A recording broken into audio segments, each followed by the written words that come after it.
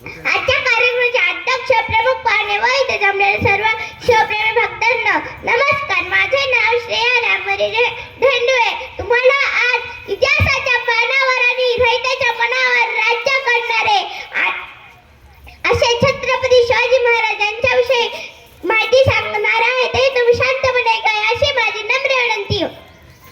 कलम नव्हते, कायदा नव्हता, तरी सुखी होती प्रजा. कलम नव्हते, कायदा नव्हता, तरी सुखी होती प्रजा. कारण सिंहासनावर बसला होता माझा छत्रपती शिवाजी राजा, माझा छत्रपती शिवाजी राजा. आज 19 फेब्रुवारी आपण शिवजयंती साजरी करत आहोत. सर्वप्रथम सर्वांना शिवजयंतीच्या हार्दिक हार्दिक शुभेच्छा. आजच्या दिवशी 19 फेब्रुवारी 1630 रोजी शिवाजी महाराजांचा जन्म जिजाऊच्या कुशीत आणि सह्याद्रीच्या कुशीत झाला होता. त्यांच्या आईचे नाव जिजामाता, वडिलांचे नाव शहाजीराजे भोसले असे होते. बालपणी जिजामाता शिवरायांना राम, कृष्ण, भीम यांच्या पराक्रमाच्या गोष्टी सांगायच्या व त्यांच्यावर चांगले संस्कार केले. पुढे दादोजी कोंडदेव यांनी त्यांना युद्धकलेचे शिक्षण दिले. शिवरायांनी अनेक मावळ्यांना घेऊन अवघ्या 15 वर्षे रायरेश्वराच्या मंदिरात स्वराज्य स्थापनेची प्रतिज्ञा घेतली. मला या ठिकाणी प्रसंग आठवतो. एके दिवशी जिजामाता शिवरायांना म्हणाल्या, शुभा, कोंढाण्यासारखा बळकट किल्ला मुघलांची अति असणे बरे नव्हे. ती आपली अस्मिता आहे. तू तो परत घे. शिवरायांच्या मनात पण ही इच्छा होती. शिवरायांनी लगेच कोंढाणा किल्ल्याच्या मोहिमेवर जायचे ठरवले. मोहिमेवर जायची तयारी चालू असतानाच तिथे तानाजी मालुसरे आले. ते शिवाजी महाराजांना म्हणाले, राजे, तुम्ही माझ्या मुलाच्या लग्नाला अवश्य यावे. मग शिवाजी महाराज म्हणले, तानाजी, तू लग्न उरकून घे. आम्हाला लग्नाला येणं शक्य नाही, कारण आम्ही स्वतःच कोंढाणा किल्ल्याच्या मोहिमेवर जात आहोत.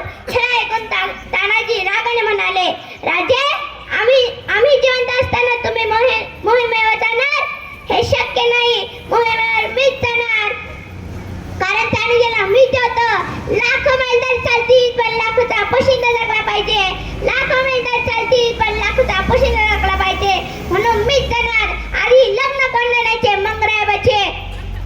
आणि एका अंधाऱ्या रात्री निवडक मावळ्यांना घेऊन तानाजी निघाले. मुख्य दरवाजावर पार करी होते म्हणून ते पश्चिमच्या दिशेकडे गेले. पश्चिमकडे पहार करी नव्हते म्हणून ते कडा सर करून वर जायचे ठरवले. ते कडा सर करून वर गेले. वर घनघोर झाले. तिथला पण एक किल्लेदार उदयभान हा पण एक पराक्रमी होता. उदयभान आणि तानाजी मध्ये घनघोर झाले. शेवटी तानाजीची ढाल तुटली. तानाजीने हातावर शेला बांधून त्यावर तलवारीचे वार झेलले व लढा दिला. शेवटी दोघेही मरण पावले. मावळ्यांना हे कळले तेव्हा मावळे पळून जाऊ लागले. त्या शेराळ मामा त्यांना रागाने म्हणाले, अरे, इथे तुमचा बाप मरून पडला असताना तुम्ही असे भगवासारखे काय बळता? कडावरचे दोर मी केव्हाच कापले आहे. एक तर कडावर उड्या टाकून मरा, नाहीतरी तो झुंजून मरा. सगळे मावळे माघारी फिरले. परत घनघोर झाले. मावळ्यांनी गड जिंकला. ही बातमी शिवरायाने कळली तेव्हा शिवरायांना खूप वाईट वाटले.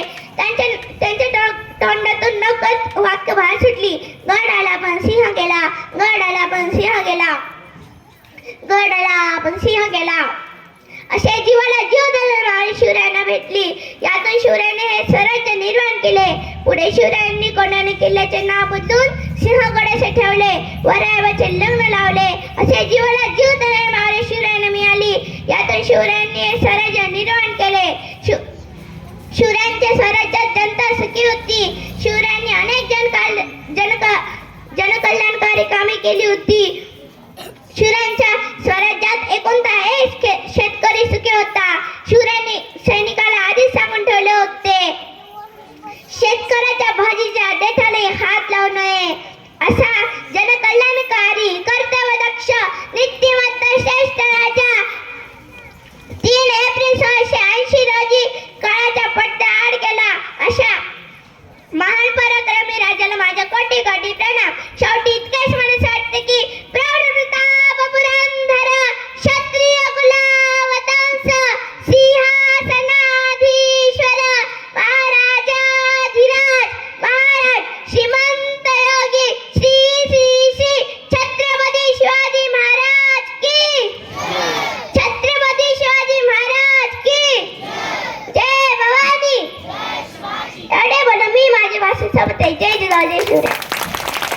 अत्यंत उत्कृष्ट या ठिकाणी भाषण कला त्यांनी